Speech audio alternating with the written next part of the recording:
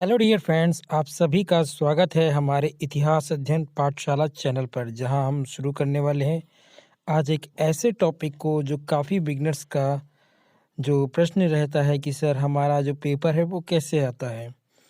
क्योंकि आप सभी जो भी लोग हिस्ट्री पढ़ रहे हैं या हिस्ट्री से संबंधित कोई भी एग्ज़ाम दे रहे हैं, जैसे यूजीसी नेट हुआ, टीजीटी, पीजीटी या जीआईसी हो गया, और यूपीएससी में भी कुछ इस प्रकार के जो प्रश्न आते हैं, उनसे संबंधित हम ये जानना चाहते हैं कि हमारे पेपर में किस तरह से प्रश्न पूछे जाते हैं।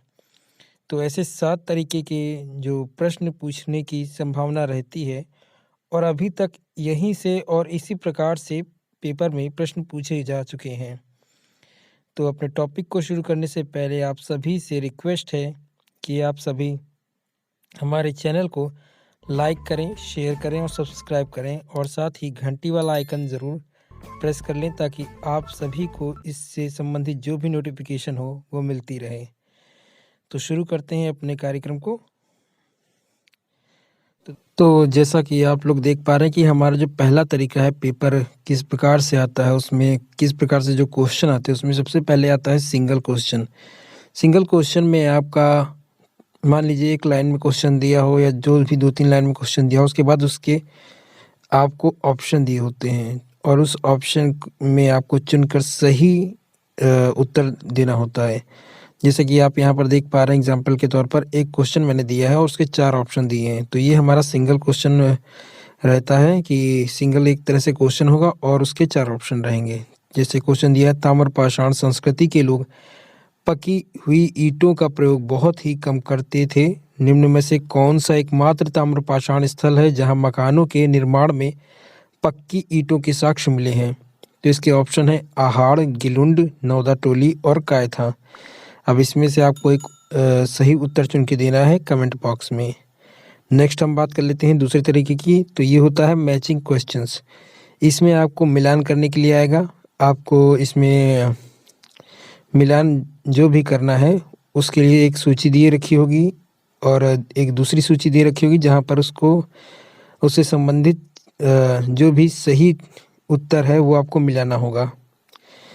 ये क्वेश्चन सभी एग्ज़ाम्स में आते हैं और इनकी संख्या कम ज़्यादा हो सकती है, 5 से 7 या 10 भी हो सकती है। तो इस प्रकार के क्वेश्चन भी पेपर्स में आते हैं और आपको ये ध्यान देना होगा कि अगर हम इसमें से 2 से 3 टॉपिक अगर 5 दिया या 4 दिया है, अगर हमारे 2-3 टॉपिक भी मिल जाते हैं तो हमारे लिए ये ज़रूरी हो जाता है कि हम उस क्वेश्चन को हल कर पाएँ और हमारे 2 नंबर सेफ हो जाते हैं। लेकिन अगर हम इसमें से कोई भी आंसर नहीं मिल कर पाते हैं तो हमारे लिए एक तरह से तुक्का लगाना भी थोड़ा मुश्किल हो जाता है। तो जब भी आप अपने टॉपिक को पढ़ें, उसे हर चीज़ तरह से रिलेटेड करें, जोड़ें, ताकि अगर वहाँ से कोई भी क्वेश्चंस आते हैं मिलान करने को, मैचिंग्स करने को, तो आप आसानी से उसे मिला सकें। अब हम देख लेते हैं अपना नेक्स्ट तरीका। ये जो तरीका है इसमें आपको पैराग्राफ से संबंधित क्वेश्चन आते हैं और पैराग्राफ आपको एक दे दिया जाएगा, उसमें से कुछ क्वेश्चन निकाल दिए जाएंगे और उस क्वेश्चन में से जैसे कि ये आपसे 5 क्वेश्चन भी पूछ सकता है, कहीं-कहीं ये केवल 1 से 2 क्वेश्चन पूछ लेता है। तो इस प्रकार के क्वेश्चंस जो आते हैं वो जैसे कि नेट का एग्ज़ाम है या असिस्टेंट प्रोफेसर के एग्ज़ाम हैं, उसमें ज़्यादातर आते हैं। और एक बात ये भी बता दें कि इस पैराग्राफ में आपको कभी-कभी ये जो पैराग्राफ दिया है, इसी में आपको फिल अप करने के लिए यानी फिल इन द ब्लैंक्स दिया होगा, उसके स्थान पर पूछ लेंगे कि क्या होगा, ठीक है? तो क्वेश्चन के अकॉर्डिंग पूछ लेते हैं कई बार और कभी मतलब ऐसा बहुत मुश्किल होता है कि फिल इन द ब्लैंक्स जो आए इसमें, और सबसे ज़्यादा पैराग्राफ से ही क्वेश्चन पूछे जाते हैं। तो पैराग्राफ आपको पढ़ के मतलब यहाँ से तो आपको घर से आप तैयार कर सकते हैं, या अगर नहीं भी तैयार करते हैं तो आप इसमें से क्वेश्चन आपको ढूंढ के जो आंसर होते हैं वो ढूंढने होते हैं। जो क्वेश्चन दिया है उसके आंसर इसमें आपको पैराग्राफ में ढूंढने और उत्तर देने हैं। प्रैक्टिस अगर करके जाते हैं तो अच्छी बात है, अगर नहीं जाते हैं तो आपको एक काम करना है कि सारे क्वेश्चंस जो हैं वो अच्छे से पढ़ लें और उसके बाद उन क्वेश्चन के आंसर इस पैराग्राफ में ढूंढ लें। तो इससे आपका जो आप पहले पढ़ेंगे उसके बाद आप क्वेश्चन के आंसर ढूंढेंगे, तो ये जो चीज़ है इससे आपका टाइम सेव होगा। जब आप क्वेश्चन को पहले सारे क्वेश्चन पढ़ लीजिए उसके बाद इसका उत्तर ढूंढिए। क्योंकि पैराग्राफ को पढ़ने के बाद उत्तर देना थोड़ा सा मुश्किल हो जाता है और टाइम भी आपका ज़्यादा जाता है। नेक्स्ट बात कर लेते हैं अपने चौथे तरीके की। तो ये देखिए यहाँ पे जो क्वेश्चन आया है वो यहीं से आया है कि पैराग्राफ से देखिए क्वेश्चन निकाल के रख दिया है और उसके बाद इसी पैराग्राफ में हमको ढूंढना रहता है। जो हमारा चौथा तरीका है वो है सीक्वेंस यानी क्रमानुसार आता है और इसमें हमें क्रम से लगाने के लिए 4 ऑप्शन दे दिए होते हैं और हमें बताना होता है कि ये इनका क्रम क्या है। जैसे आप देख पा रहे हैं यहाँ पे जो क्वेश्चन है वो है घाघरा का युद्ध, खानवा का युद्ध, चौसा का युद्ध और चिलियावाला का युद्ध। इसमें आपको लगाना है इनकी डेटिंग के अनुसार। आप अगर आपने पढ़ा है तो ही आप इसका उत्तर दे पाएंगे, वरना बहुत मुश्किल होगा। तो इसी प्रकार के जो भी क्वेश्चन आते हैं उनमें आपको ये ध्यान रखना है कि हमें इसका क्रम किस क्रम में लगाना है। कहीं हिंदी में पूछ लेता है अनुक्रम में, जैसे व्युत्क्रम में लगाना है, बढ़ते हुए क्रम में लगाना है, घटते हुए क्रम में लगाना है। तो जो हिंदी में जब पूछता है तो थोड़ा सा आपके लिए दिक्कत हो सकती है। व्युत्क्रम जो होता है वो उल्टा क्रम होता है, ठीक है, और अनुक्रम में लगाना यानी एकदम सीरियल से लगाना है। तो इस तरह से आपको चीज़ें पढ़नी होंगी और जो सीरियल में आता है उस हिसाब से आपको लगाना पड़ेगा। और यहाँ पे भी आपको नंबर अगर सिक्योर करने हैं तो कॉन्सेप्ट जो फैक्ट पढ़ रहे हैं, जो भी कॉन्सेप्ट पढ़ रहे हो उसको क्लियर कर रखें ताकि आपका जो क्रम है ये सीक्वेंस ही गलत ना हो, ठीक है। चलिए नेक्स्ट देखते हैं। अब हमारा जो 5वां तरीका है वो है स्टेटमेंट 2 in 1, यानी जो 2 प्रकार के स्टेटमेंट आते हैं, स्टेटमेंट से क्वेश्चन आते हैं। तो उसमें जो पहला टाइप है वो इस प्रकार से है कि जो नीचे 2 कथन दिए गए हैं, इन कथन में आपको सही कथन और सही है कि नहीं है ये बताना है। जैसे कि पहला दिया है किसी अनजान इलाके में कंपनी ने सीधे सैनिक हमला प्राय नहीं किया।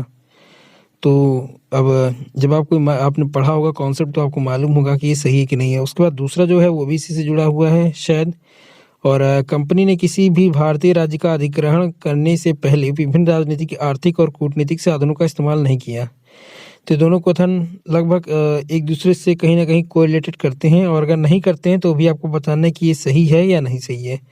तो केवल एक है या केवल 2 है, ठीक है, इन दोनों में से कौन सा एक सही है या ये दोनों ही है या इनमें से कोई नहीं है। और बहुत से लोग सोच रहे होंगे इनमें से कोई नहीं है तो ये उत्तर कभी मतलब होता ही नहीं होगा, ऊपर के तीनों में से होगा। तो ऐसा मत सोचिएगा, कभी कभी मतलब रेयर केस में इनमें से कोई नहीं वाला भी उत्तर सही होता है। तो अपना आप जो कॉन्सेप्ट है वो क्लियर रखें जिससे कि आपका जो प्रश्न है उसका उत्तर गलत ना हो। बात कर लें इसी में टाइप 2 की, तो इसमें जो कथन के क्वेश्चन आते हैं इसमें आपका असर्शन और रीज़न से आता है। इसमें आपका असर्शन दे दिया जाएगा कि मोहम्मद तुगलक की प्रतीक मुद्रा योजना असफल सिद्ध हुई। अब हमें उसी का कारण जो दिया गया है बताना है कि सही कि नहीं है। मोहम्मद तुगलक का मुद्रा निर्गमन पर उपनियंत्रण नहीं था, ठीक है। तो इन दोनों ही क्वेश्चन में आप देख पा रहे हैं कि एक हमारा असर्शन है और दूसरा रीज़न है और हमें इसको पता लगाना है कि ये सही है या नहीं। अगर सही है तो क्या ये उसकी व्याख्या करती है और नहीं करती है तो भी हमें देखना पड़ेगा। और एक बात ये भी है कि जब आप इन प्रश्नों को जान लेते हैं कि दोनों सही हैं तब हम कैसे बताएं कि ये करते हैं कि नहीं। तो जो मेन बात है उसके लिए आपको क्योंकि लगाना पड़ेगा। जी हाँ, इन दोनों वाक्यों को जोड़ने के लिए क्योंकि का उपयोग करें और क्योंकि के माध्यम से ही इसका जो सही उत्तर है, जैसे अगर ये दोनों सही हैं तो फिर अब रीज़न हमको बताना है तो भाई क्योंकि तो लगाना पड़ेगा कि ये मिल रहा है कि नहीं मिल रहा है।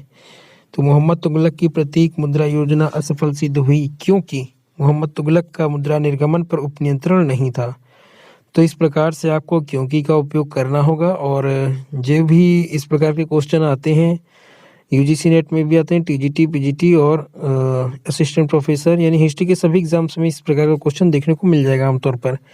बात होती है कि इनकी संख्या कितनी होगी। तो दोस्तों जैसे कि अगर आप 100 क्वेश्चन अगर लेते हैं तो कुछ नहीं तो इनकी संख्या 12 से 15 भी हो सकती है, ज़्यादा नहीं, फिर भी 10 से 12-15 ऐसी कुछ होती है। और इस प्रकार के क्वेश्चंस के साथ जो ऊपर वाला कथन वाला है वो भी पूछा जाता है। तो अगर दोनों से ही 10-10 या कुछ नहीं तो 5-5 क्वेश्चन भी अगर आ जाते हैं तो आप समझ लीजिए कि ये कितना बेनिफिट हो सकता है। लेकिन तभी होगा जब आपको क्या कहते हैं आपने अच्छे से पढ़ा होगा, क्योंकि आप लोग काफ़ी लोग जो होते हैं फैक्ट को ज़्यादा पढ़ लेते हैं और कॉन्सेप्ट पे ध्यान नहीं देते। तो कॉन्सेप्ट को अच्छे से क्लियर करें और उसके बाद ही आगे बढ़ें। नेक्स्ट बात कर लेते हैं अपने छठे तरीके की, तो ये होता है विच स्टेटमेंट राइट या रॉन्ग। जी हाँ, मतलब कि अगर कोई भी क्वेश्चन, जो ये क्वेश्चन आया है इसमें 4 ऑप्शन दे दिए जाएंगे, ठीक है, 4 होगा या 5 होगा, उनमें से आपको ये बताना है कि इनमें से कौन सा गलत है या कौन सा सही है। सही वाला तो फिलहाल ज़्यादा नहीं पूछा था, गलत ज़्यादा पूछा है कि जैसे आर्यों के बारे में कौन सा कथन असत्य है। अब ये क्वेश्चन पूछ लिया गया है, तो इसका आपको उत्तर देना है कि आर्य शब्द का अर्थ श्रेष्ठ होता है, क्या ये सही है? अगर ये सही है तो आगे बढ़िए। आर्य मूलतः एक भाषाई समूह था, ये भी सही है, तो आगे बढ़िए। ऋग्वेद में आर्य शब्द 33 बार प्रयुक्त हुआ, ये भी सही है, आगे बढ़िए। बाल गंगाधर तिलक ने आर्यों का मूल निवास स्थान मध्य एशिया बताया, ये भी सही है, अगर नहीं सही है तो बताइए। तो इस प्रकार से आपको 4 ऑप्शन देखने को मिल जाएंगे, जो गलत है वही इसमें सही उत्तर है।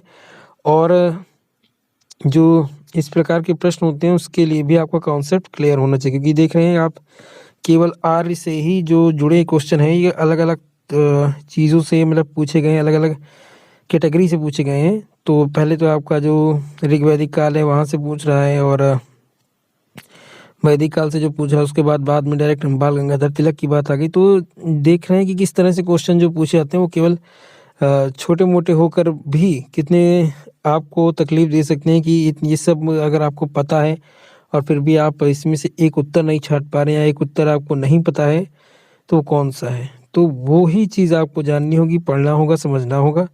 नेक्स्ट बात कर लेते हैं अपने नेक्स्ट क्वेश्चन की, तो ये होते हैं statement and options.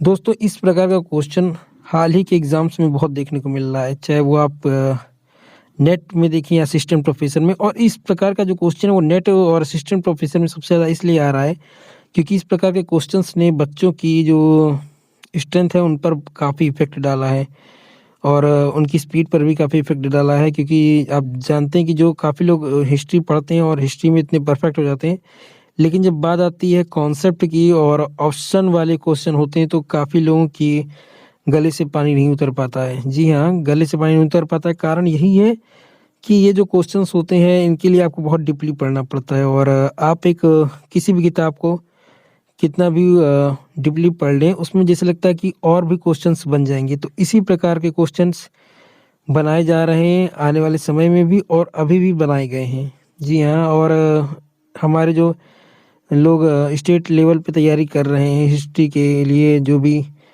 TGT PGT हो या जीआईसी हो, तो इस तरह से जो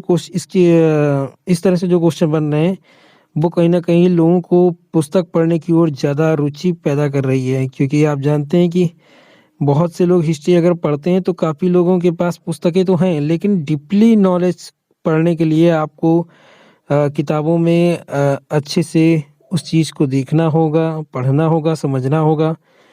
तो इस वजह से जो स्टेटमेंट के क्वेश्चंस हैं उनकी अधिकता धीरे धीरे बढ़ रही है।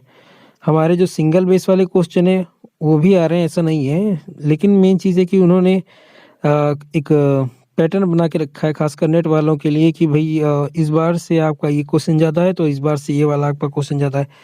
तो जो भी तैयारी करें या प्रिपरेशन करें वो इस प्रकार के क्वेश्चंस जो भी आ रहे हैं, ये आसान तरीके आ रहे हैं, इनका आपको खुद भी क्वेश्चन बनाना चाहिए। बुक्स पढ़ रहे हैं वहाँ से किस प्रकार से क्वेश्चन पूछे जा सकते हैं। अगर आप नहीं बना पाते तो भी मोटे तौर पर आपका जो कॉन्सेप्ट है अगर वो क्लियर होगा तो आपका पेपर बहुत ही अच्छा होगा, इसमें कोई दो राय नहीं है। तो दोस्तों आप सभी ने इस वीडियो को देखा उसके लिए आप सभी का बहुत बहुत शुक्रिया, और आप सभी से एक बार फिर से विनती करते हैं कि हमारे चैनल को लाइक करें, शेयर करें, सब्सक्राइब करें, ताकि हम आपके लिए ऐसे ही बहुत सारी ज्ञानवर्धक जानकारियाँ ला सकें। धन्यवाद।